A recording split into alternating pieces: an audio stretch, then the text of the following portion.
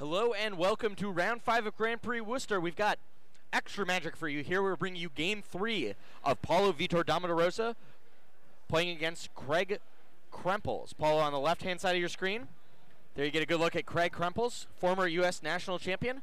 I'm Ben Swartz, joined here in the booth by Ray Punzlon. Hello, everybody. How much are you starting from? Should be an exciting game 3. I read from our coverage reporter on the floor, Blake Rasmussen, that game 1 was lightning fast. So both players are playing really fast. It sounds like they're playing really fast decks. So we should get a great game 3 for you guys in just a moment. Paulo looks like he's shuffling like super speed right here. It looks like maybe this is a pre-recorded video and it's in fast forward. You have Craig there to show reality. As we were saying earlier, Craig Krempels, I believe he won U.S. Nationals in 2004. Paulo Vitor Da Rosa, Hall of Fame elect, Grand Prix San Juan champion, or Pro Tour San Juan champion, rather. And let's see a game 3. Paulo, I believe, will be on the play this game. He lost last game. Mulligans quickly there. Looks like Craig is on red-green. Have you seen somebody pile shuffle that quickly? No, I've seen Kibler shuffle pretty quickly, just his hand, but I feel like Paulo has somewhere to go. So Paulo going down to 6 cards to try to defeat the former U.S. national champion.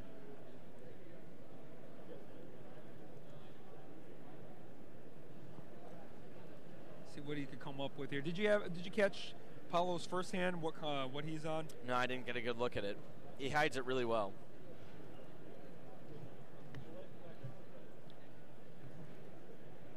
So yeah, going back to reality with the shuffle. The normal speed. Yeah, the normal typical speed, and not Paulo's fast forward speed.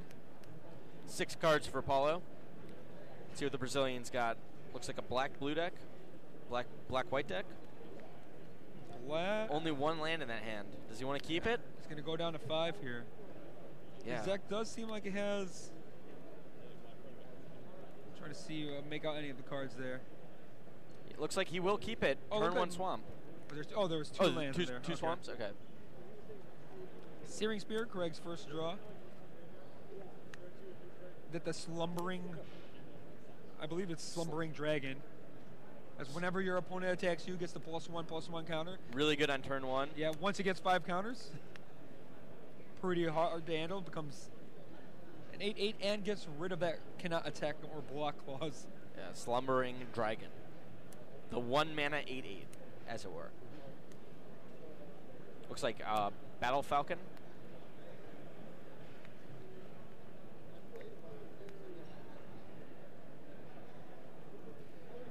For Paulo. Or War Falcon, sorry. See, well, Paulo will attack here now. Gets real strange with the Slumbering Dragon available, but I mean, he had that Duskmantle Prowler that gave his creatures +1/+1 when they attacked alone, which made for an interesting thing. Unfortunately, that War Falcon is going to be unable to attack for a couple turns if Paulo doesn't have a human or a soldier or knight. Paulo looks like he's 1 white mana short from playing Captain of the Watch. Wow, Yeva comes down for Craig Krempels. Yeva's real annoying, especially allowing you to flash in a lot of your guys now. Yeah, so what does Yeva do again? Yeva is a 4/4 legendary creature that allows you to, I believe it's any creature, or is it just green creatures? Green creatures that you can play as though they had flash, yeah. Paulo there just went to try to kill Yeva, but in response to his pump spell there, Craig had the Chandra's Fury to get rid of the little hawk. The War Falcon, yeah. The War Falcon. Paulo found a 6th land, but it was a swamp, so it'd be unable to allow him to cast the Captain of the Watch in his hand, and Paulo falls to 12 life.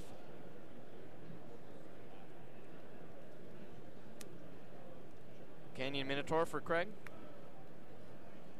Paulo finds the 2nd white he needs. Yeah, Captain of the Watch comes down. Is it too late?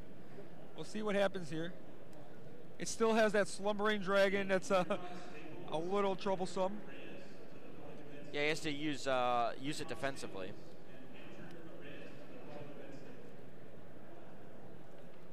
So, imagine some trading will go on over here. Yeah, put 2 soldiers in front of Yeva. Because those soldiers are 2-2 now because of the captain on the watch. Paulo's probably thinking maybe getting rid of a Canyon Minotaur, and you still keep 2 soldiers back and hopefully handle Yeva afterwards. I mean, you kind of want to get rid of Yeva. Maybe Paulo's thinking he wants to play around with like a Searing Spear or a removal spell, but I don't think you can really afford to play around it. You definitely cannot take 7 here, sitting at 12 life. Because you need to have enough life to be able to finally attack your opponent, attack Craig before the Slumbering Dragon gets online, you know? Yeah. Well, Paulo might be thinking, let's throw 3 soldiers in front of the Canyon Minotaur instead, protect yourself from Searing Spear, and then still end up with a soldier left over. Looks like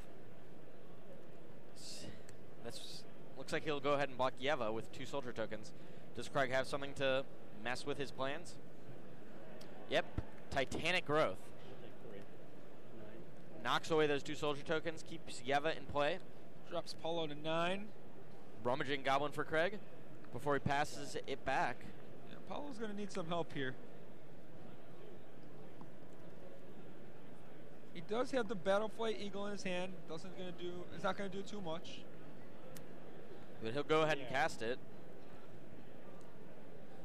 Probably give his captain the watch +2/+2 in flying. Come in for 5. Put on Slumbering Dragon's first counter.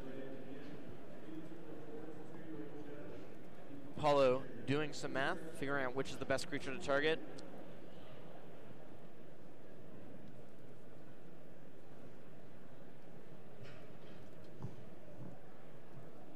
Yeah, it looks like he'll target the captain of the watch, attack Craig 4/5, putting him down to 15. A +1/+1 counter will go on the Slumbering Dragon. And a swamp will get played for Paulo. Let's see what Craig's got. Craig picks up. Couldn't make out exactly what that was. Rummaging Goblin activated, discarding a mountain. Drew a Centaur Cursor. And has a Blade Tusk Boar as the last card in his hand.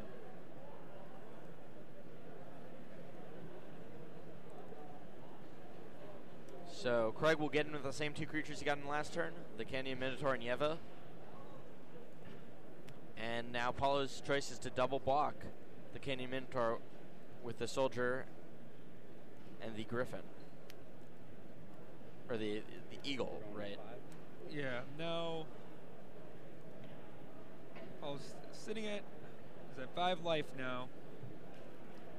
The Centaur Cursor could come out at any time because of Yeva. Yep, but Craig's going to go ahead and play the Blade Tusk Boar. Not sure what Paulo drew, but he really needs something good to get out of this bind. Paulo mulling over his options here. This is one of the things about Paulo. Not only is he able to make his decisions quickly, but he thinks through them in a really sort of methodical way.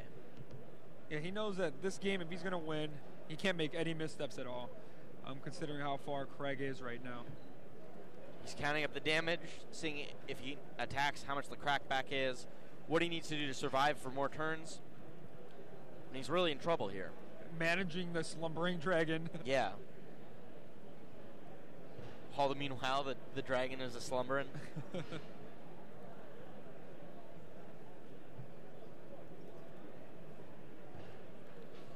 mean, it's nice that his creatures have vigilance. Is he really going to attack in with the captain of the watch? Is that so smart? I mean, if you're Craig here, do you jump off with He's going to take block? It.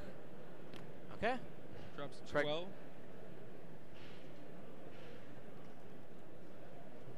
Now, what is a card that Paulo was thinking about?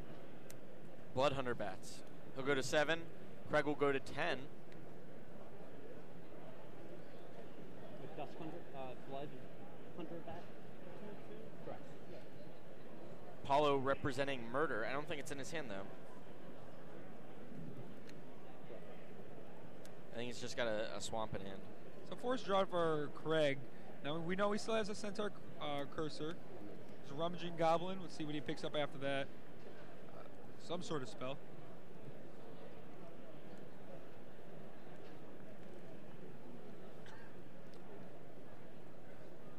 So Paulo has a Slumbering Dragon with 2 counters. That's slightly off your screen here. He has the Yeva and the Blade Dust Boar. Flint Hoof Boar comes into play as a 3/3, gains haste thanks to its ability. Paulo's gonna double block the Yeva. Man, the fact that Craig's creatures are all 3 power or more, Making it real tough for Paulo here. Blade Tusk Boar effectively unblockable here. Paulo figuring out his blocks, the optimal ones. If he blocks like this, then he'll have no creatures. Craig will have that Flint Hoof Boar and the Blade Tusk Boar. But it looks like he found a better block. Destroys both of Craig's creatures, goes down to 4. Paulo needs something like a Mutilate to stay in this game. Well, Sign in Blood himself, go to 2. Land. It's not going to do it.